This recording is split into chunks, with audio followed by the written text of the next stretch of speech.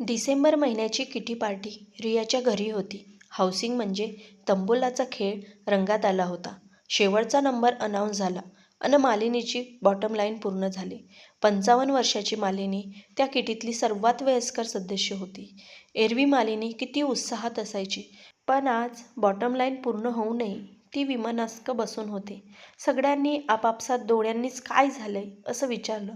अन कुणालाच काही माहिती नसल्याने नकारार्थी मान हलवत त्यांनी काही ठाऊक नाही असंही सांगितलं.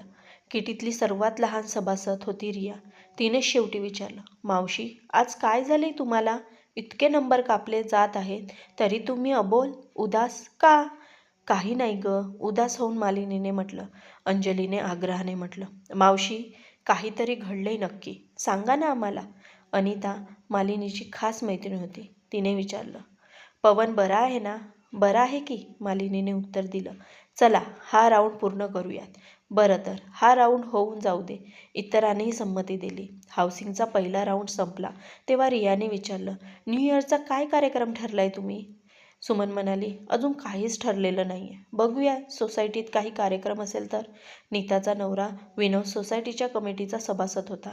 तिने म्हटलं, विनोद सांगत होते यंदा आपली सोसायटी न्यू इयरचा कोणताही कार्यक्रम करणार नाहीये, कारण कमिटी मेंबर्समध्ये काही मुद्द्यावर मतभेद आहेत.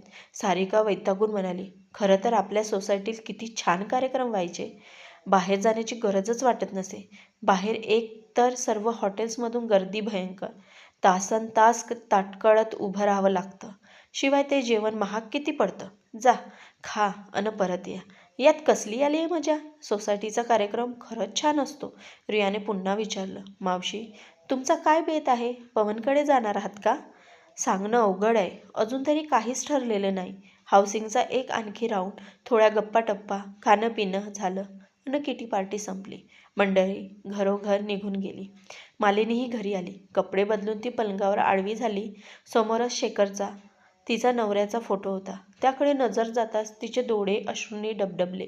शेखरला जाऊन आता 7 वर्ष झाली होती. मॅसिव्ह हार्ट अटॅक आला अन काहीही करायची उसंत न देता शेखर गेला. एकुलता एक मुलगा पवन अन ती मुलुंडच्या 2 बेडरूम फ्लॅटमध्ये आतापर्यंत राहत होती. 2च महिन्यापूर्वी त्याचं लग्न झालं होतं. बरे आनंदात दिवस जात होते. पण नीतूला म्हणजे सुनेला वेगळं घर हवं होतं. पवनचाही तिला पाठिंबा होता. खरं तर मुलगी नसल्याने मालिनीने नीतूला मुलीसारखंच प्रेम दिलं होतं. तिचे सगळे दोष पोटात घातले होते. सर्व लाड पुरवले होते. पवनचं ऑफिस अंधेरीला होतं. पवनने म्हटलं, आई येण्या जाण्यात वेळही फार जातो, शिवाय दमालाही होतं. मी विचार करतोय अंधेरीतच एक फ्लॅट घ्यावा. तुला जे योग्य वाटते ते कर. हे घर भाड्याने द्यावं लागेल ना? इथलं सर्वच सामान शिफ्ट करायचं का? मालिनीने विचारलं. भाड्याने? हे घर भाड्याने का द्यायचं? तुला राहायला हे घर लागेलच ना? मालिनीला धक्काच बसला. मी इथे एकटीच? एकटी कशी राहीन मी? त्यात काय झालं? अगं तिथे मी 1 बेडरूमचं घर घेणार आहे.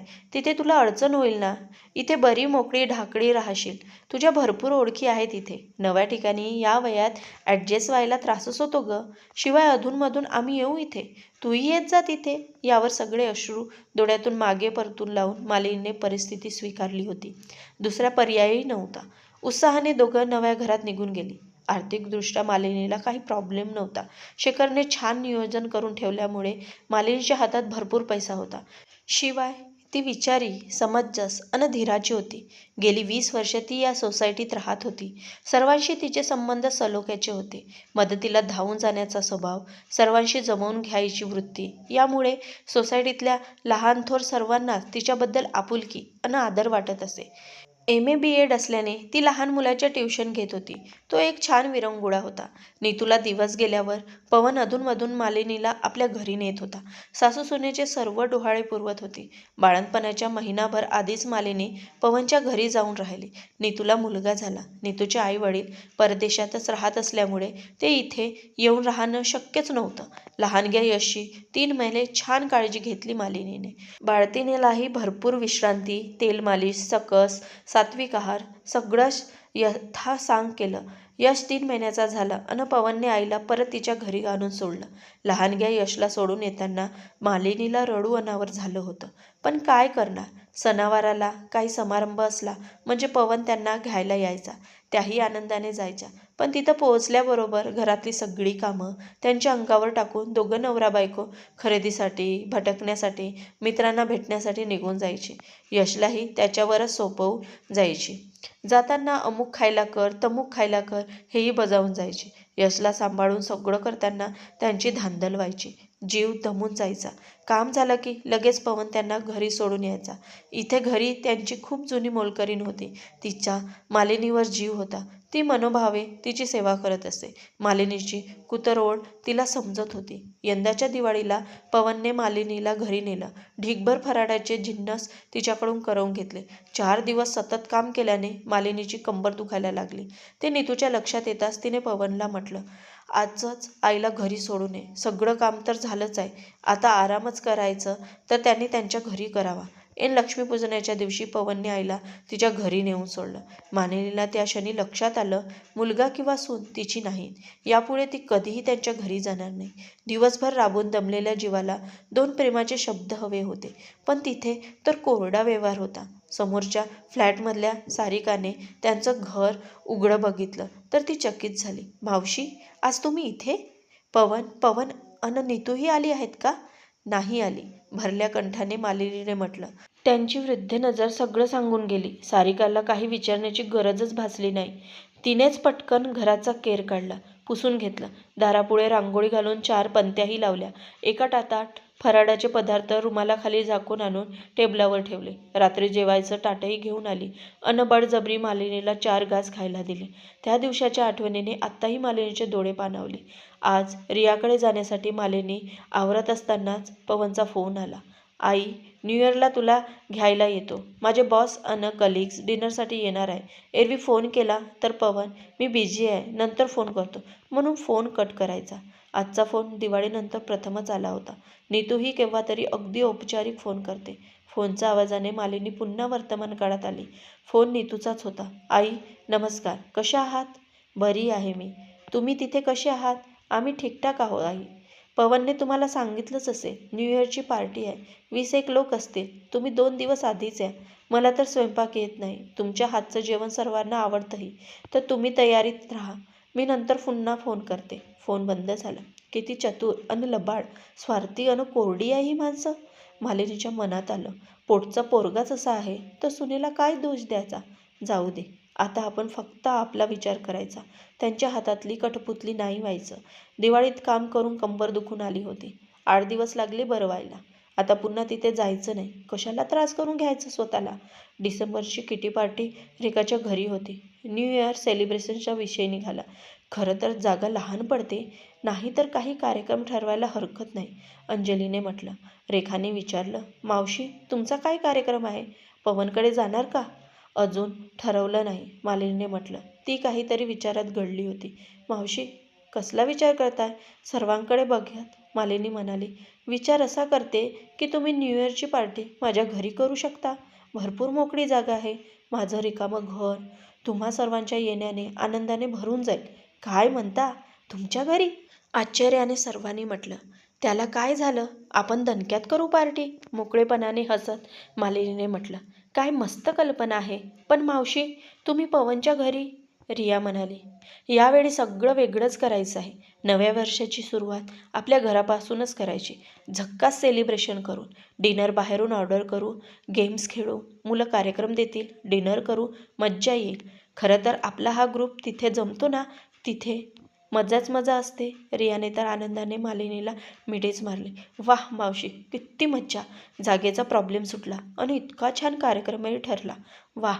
आणि बरं का मावशी, कामाचं अजिबात टेन्शन घेऊ नका. आम्ही सगळ्याजणी मिळून सांभाळू सगळं. आणि खर्च सगळे मिळून वाटून घेऊयात, सारिकाने सांगितलं. अगं, तुम्हा सगळ्यांनाच सांगते, मालिनीने म्हटलं.